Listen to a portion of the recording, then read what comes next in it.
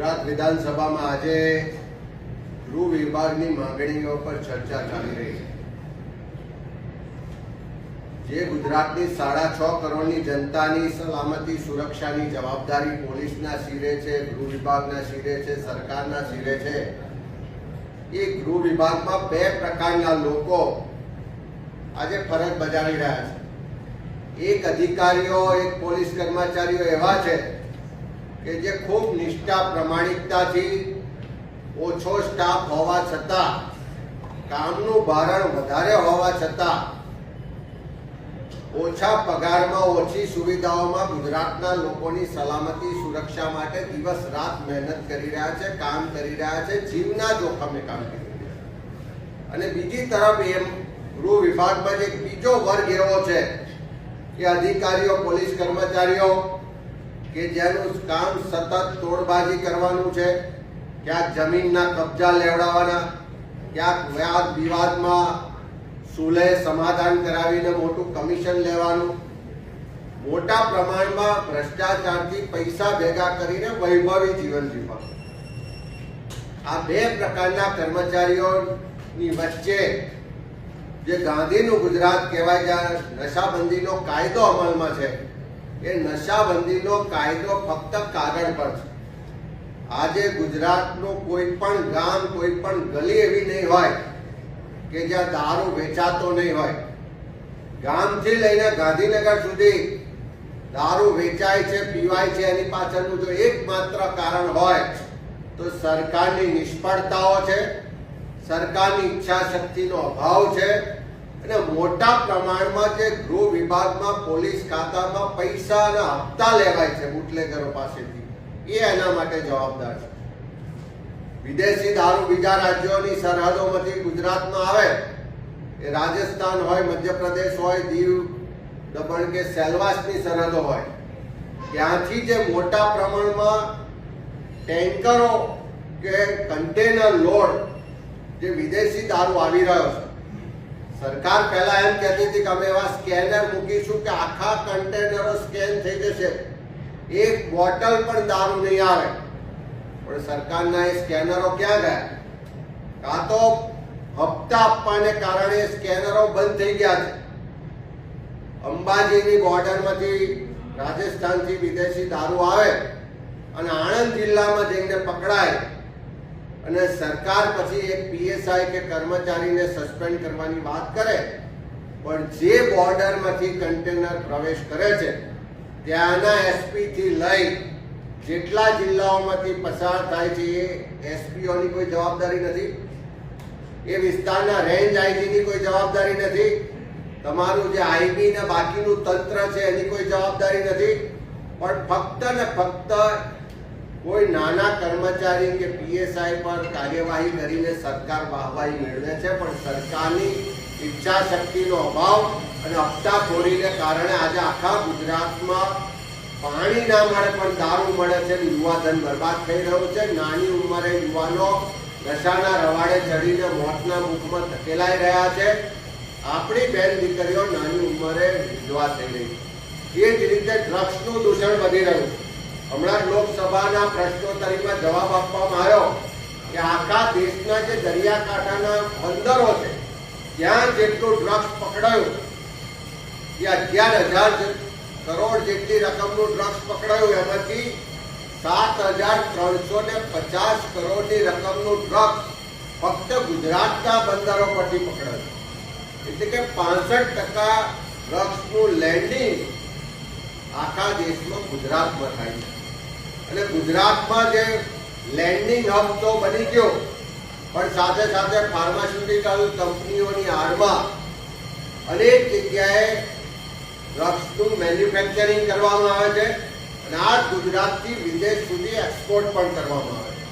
ભજીયાની લારી હોય, ચાની દુકાન હોય કે પાનનો ગલ્લો હોય, ત્યાં ડ્રગ્સ મળે એવી સ્થિતિનું નિર્માણ થયું છે. અને એની પાછળ પણ સરકારની નિષ્ફળતાઓ અને સરકારની હપ્તાખોરીની નીતિ જવાબદાર છે. એક બાજુ ગૃહમંત્રી જાહેરમાં શેકી મારે કે વરઘોડા તો નીકળશે, કોઈ ચમરબંધીને પણ છોડવામાં નહીં આવે, પણ નાના ટપોરીઓ કે ગલીના ગુંડાઓના વરઘોડા કાઢી અને સરકાર પોતાની વાહવાહી કરે છે, પણ આટલા દિવસમાં એક પણ ડ્રગ્સ માફિયાનો, ડ્રગ્સ પેડલરનો વરઘોડો કાઢ્યો ખરો? આટલા દિવસમાં એક પણ ભૂ માફિયાનો વરઘોડો નીકળ્યો ખરો? એક પણ ખનન માફિયાનો વરઘોડો નીકળ્યો ખરો? એક પણ મેડિકલ માફિયાનો વરઘોડો નીકળ્યો ખરો? એક પણ એકના ડબલ કરવા વાળા જે લોકો છે એવાનો વરઘોડો નીકળ્યો ખરો? એક પણ ભાજપના મળતિયા, બળાત્કારી કે ગુનેગારનો વરઘોડો નીકળ્યો ખરો? તો ખાલી વરઘોડા કાઢવાની વાતો કરે છે. આજે ગૃહમાં અમે માંગણી કરી છે.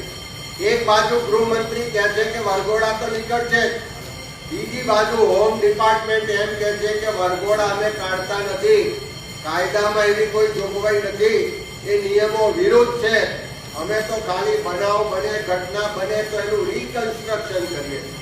અમે સરકાર પાસે માંગણી કરી છે કે ગૃહમંત્રી સાચા છે કે રાજ્યના પોલીસ મહાનિરીક્ષક સાચા છે?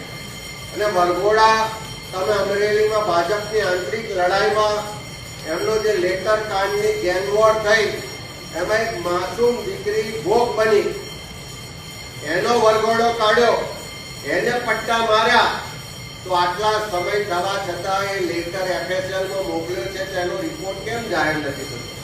તમે દિલ્હી પ્રાય અધિકારીના વડપણમાં એક તપાસ સમિતિ નીકળી છે તો એનો રિપોર્ટ કેમ નથી થતો? કે દિલીપભાઈ સંઘાણી હોય કે ત્યાંના પૂર્વ સાંસદ હોય, એમણે ભ્રષ્ટાચારના આક્ષેપોની તપાસ માટે નાર્કો ટેસ્ટ કરાવવાની વાત કરી, તો એનો નાર્કો ટેસ્ટ કેમ નથી થતો? પણ એનો કોઈ જવાબ સરકાર પાસે નથી. હમણાં જ નામદાર હાઈકોર્ટે ઇન્ટરવ્યુ કરીને હોમ ડિપાર્ટમેન્ટે સૂચના કરવી પડી કે સરકાર અને પોલીસ વિભાગ કોઈ પણ જમીનનો વિવાદ હોય, કોઈ પણ મિલકતનો વિવાદ હોય તો સમાધાન માટે નથી, માળવાડી કરવા માટે નથી, એમાં કમિશન લેવા માટે પોલીસ નથી. એણે તો ફક્ત કાયદો વ્યવસ્થાની પરિસ્થિતિ જળવાય, તટસ્થ તપાસ થાય એટલી જ જવાબદારી પોલીસ વિભાગની છે. પણ આજે આખા ગુજરાતમાં એવું ચાલી રહ્યું છે. એક પોલીસ ડિપાર્ટમેન્ટના ચોક્કસ એક વર્ગ છે અધિકારીઓ અને કર્મચારીઓનો, જેનું સતત કામ ક્યાંક બુટલેગરો સાથે ભાગીદારીનું છે, ક્યાંક જમીનના કબજા લેવાનું છે, ક્યાંક માળવાડી કરવાનું છે, ક્યાંક કમિશન લેવાનું છે, ક્યાંક સમાધાન માટે દબાણ કે ધાક ધમકી આપવાનું છે. હમણાં હોમ ડિપાર્ટમેન્ટે એક પરિપત્ર કર્યો કે આખા ગુજરાતમાં જેટલા બુટલેગરો છે, ગુંડાઓ છે, એની યાદી બનાવો. 30 વર્ષના શાસન પછી આ ભારતીય જનતા પાર્ટીની સરકાર હવે લોકોને કહે છે કે તમારી આજુબાજુ ગુંડાઓ હોય, બુટલેગરો હોય તેની યાદી અમને આપો. અમે તો સરકારને કહીએ છીએ કે બુટલેગરો, ગુંડાઓની યાદી મેળવો, એની પર કડક કાર્યવાહી કરો, પણ સાથે સાથે તમારા પોતાના વિભાગમાં જે જમીનોના કબજા લેવા વાળા છે, જે તોડ કરવા વાળા છે, જે હપ્તા લેવા વાળા છે, જે ભ્રષ્ટાચાર કરવા વાળા અધિકારીઓ અને કર્મચારીઓ છે, એની પણ યાદી બનાવો, એની સામે પણ કાર્યવાહી કરો. તો ગુજરાતની જે 6.5 કરોડની જનતા છે એની સલામતી, સુરક્ષા જળવાશે.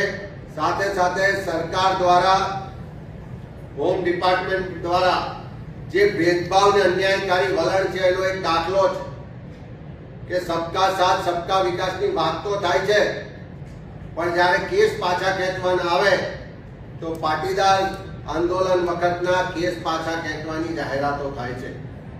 આ ગુજરાતમાં કોઈ પણ સમાજનું આંદોલન હોય, એ પાટીદાર સમાજનું આંદોલન હોય, એ વખતે પોલીસ કેસ થયા હોય, પાછા ખેંચાય, અમે આવકારીએ. પણ શું કામ દલિત સમાજના લોકો પર થયેલા આંદોલન વખતના કેસો પાછા ખેંચાતા નથી? શું કામ આદિવાસી સમાજમાં આંદોલનો વખતના કેસ પાછા ખેંચાતા નથી? શું કામ ફિક્સ પગાર, કોન્ટ્રાક્ટ, આઉટસોર્સિંગના માટે આંદોલનો થયા હોય, આંગણવાડીની બહેનોએ આંદોલન કર્યા હોય, LRDના જે બહેનો હતી, જે યુવાનો હતા, એણે આંદોલન કર્યા હોય, એના કેસો કેમ પાછા નથી ખેંચાતા? શું કામ કોળી ઠાકોર સમાજના લોકો પર જે કેસ થયા છે પાછા નથી ખેંચાતા? આવા ગુજરાતના ક્ષત્રિય સમાજ હોય, કોળી ઠાકોર સમાજ હોય, દલિત સમાજ હોય, લઘુમતી સમાજ હોય કે બીજા સમાજો હોય, આના વખતના આંદોલનના કેસો શું કામ નથી ખેંચતા? આ ભેદભાવ વાળું વલણ સરકારનું કેમ છે? અમારી માંગણી છે કે પાટીદાર સમાજ પર આંદોલનના જે કેસ પાછા ખેંચ્યા એ જ રીતે ગુજરાતના બાકીના સમાજો, બાકીના વર્ગના લોકો પર જે આંદોલન વખતના કાર્યક્રમો વખતના કેસો છે એ કેસો સરકાર પાછા ખેંચે. આજે ગુજરાતમાં કાયદાનું શાસન નથી, કોઈને પણ સરકારનો, પોલીસનો, પ્રશાસનનો ડર નથી રહ્યો. સરકાર કાયદો વ્યવસ્થાની સ્થિતિ જાળવવામાં નિષ્ફળ રહી છે. લોકોની સુરક્ષા, સલામતી ભગવાન ભરોસે છે. એ નિષ્ફળ ગૃહ વિભાગની ચર્ચામાં આજે અમે માંગણીઓ ઉજાગર કરી.